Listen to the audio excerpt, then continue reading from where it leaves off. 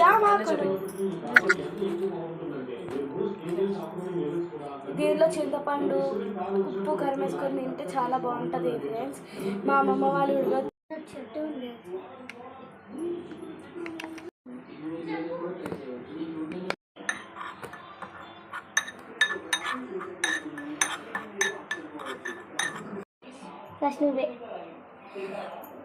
ఇప్పుడు కారం.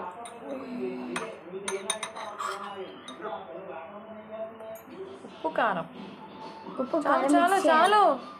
ఉప్పు కారం మిక్స్ చేసుకొని నోట్లో పెట్టుకోవాలి.